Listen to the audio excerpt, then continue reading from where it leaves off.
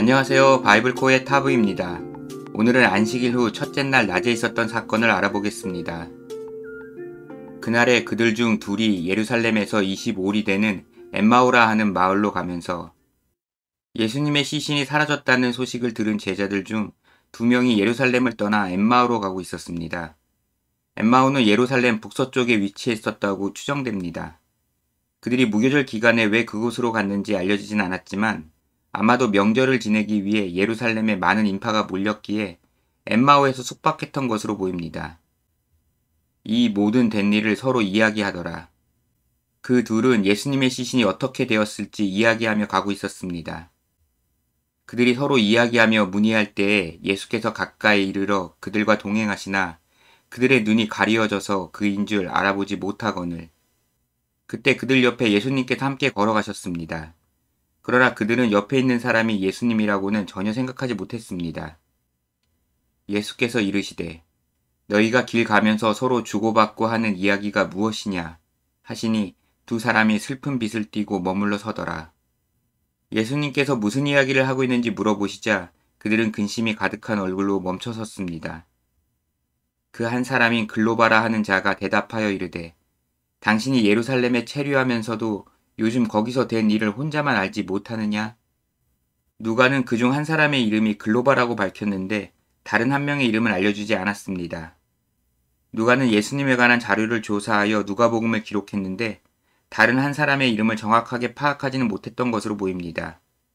아니면 증인으로서 신뢰할 만한 글로바 한 명만 밝혀도 괜찮다고 생각했을 수도 있습니다. 여하튼 당시 예수님의 재판과 사형은 예루살렘 전체를 뒤흔드는 큰 사건이었습니다. 그래서 글로바는 그 이야기를 하고 있었는데 어떻게 모를 수 있느냐고 되물었습니다. 이르시되 무슨 일이냐? 이르되 나사렛 예수의 일이니 그는 하나님과 모든 백성 앞에서 말과 일에 능하신 선지자이거늘. 예수님께서 무슨 일이 있었는데 그러냐고 물어보시자 그는 나사렛 출신인 예수라는 능력 있는 선지자가 있었다고 말했습니다. 우리 대제사장들과 관리들이 사형 판결에 넘겨주어 십자가에 못 박았느니라. 그러나 유대 지도자들이 그를 사형시켰다고 설명했습니다. 우리는 이 사람이 이스라엘을 속량할 자라고 바랐노라. 이뿐 아니라 이 일이 일어난 지가 사흘째요. 글로바는 죽어버린 예수가 이스라엘을 구원할 자라고 기대했었는데 3일 전에 죽고 말았다고 아쉬워했습니다.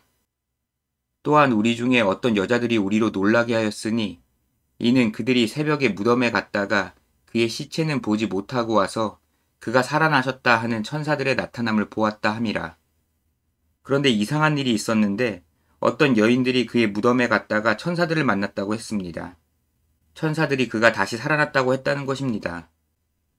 또 우리와 함께한 자 중에 두어 사람이 무덤에 가 과연 여자들이 말한 바와 같음을 보았으나 예수는 보지 못하였느니라 하거늘. 자기들은 그 여인들이 헛것을 보고 말도 안 되는 소리를 한다고 생각했는데 어떤 사람이 무덤에 직접 가보고는 정말 시신이 사라졌다고 했답니다. 이르시되 미련하고 선지자들이 말한 모든 것을 마음에 더디 믿는 자들이여 그리스도가 이런 고난을 받고 자기의 영광에 들어가야 할 것이 아니냐 하시고 예수님께서는 두 사람을 답답해 하시며 그리스도의 고난과 영광에 관해 선지자들이 이미 알려주었다고 하셨습니다. 이에 모세와 모든 선지자들의 글로 시작하여 모든 성경에 쓴 바 자기에 관한 것을 자세히 설명하시니라. 모세와 모든 선지자의 글은 구약 성경을 가리킵니다. 예수님께서는 그들에게 구약 성경에 담긴 그리스도에 관한 내용을 설명해 주셨습니다.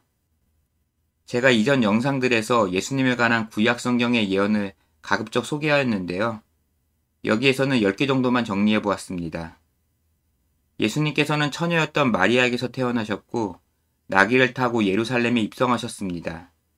그리고 가장 가까웠던 12제자 중 하나인 가룟 유다에게 배신당하셨는데 가룟 유다는 배신의 대가로 은 30개를 받았습니다. 결국 그 돈은 토기장이에게 넘겨졌습니다. 예수님께서는 십자가에 손과 발이 못 박히셨고 옷은 로마 군인들이 제비 뽑아 가져갔습니다.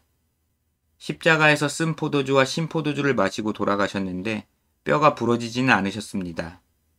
그가 묻힌 곳은 부자 아리마대 요셉이 준비한 무덤이었습니다. 그들이 가는 마을에 가까이 가매 예수는 더 가려하는 것 같이 하시니 그들이 강권하여 이르되 우리와 함께 유하사이다. 때가 저물어가고 날이 이미 기울었나이다. 하니 이에 그들과 함께 유하러 들어가시니라. 그들은 구약 성경에 담긴 그리스도에 대한 설명을 들으며 이동하다가 목적지에 거의 도착했습니다. 두 제자는 엄청난 설명을 해준 이 사람에게 이제 해가 저물어가니 오늘은 우리와 함께 유숙하자고 권했습니다. 예수님께서는 그들의 말을 따르셨습니다. 그들과 함께 음식 잡수실 때에 떡을 가지사 축사하시고 떼어 그들에게 주시니 그들의 눈이 밝아져 그인 줄 알아보더니 숙박 장소에 도착해서 함께 식사할 때 예수님께서 준비된 떡을 축복하고 나누어 주셨습니다. 그때야 비로소 두 제자는 자기들과 함께한 사람이 예수님이신 줄 깨달았습니다. 예수는 그들에게 보이지 아니하시는지라. 그리고 바로 이어 누가는 예수님께서 그들에게 보이지 않으셨다고 기록했습니다. 예수님께서 갑자기 보이지 않았다고 하니 제자들이 예수님을 알아본 순간 예수님께서 초자연적으로 사라져버리셨다고 생각하게 됩니다. 그러나 누가가 기록한 사도행전 8장을 보면 빌립이 에디오피아 내시에게 복음을 전하는 내용이 있는데요. 그 상황을 신비롭게 빌립이 성령에게 이끌림을 받는 것으로 설명했지만 외적으로 보기에 빌립은 수레 쪽으로 달려갔습니다. 이후 빌립은 에디오피아 내시에게 세례를 베풀고 떠났는데 누가는 그 상황을 내시가 빌립을 보지 못했다고 표현했습니다. 따라서 오늘 본문인 이 구절이 예수님의 초자연적인 사라지심이었을 수도 있지만 그들이 예수님을 알아보게 되었지만 예수님께서 떠나셨다는 의미일 수도 있습니다.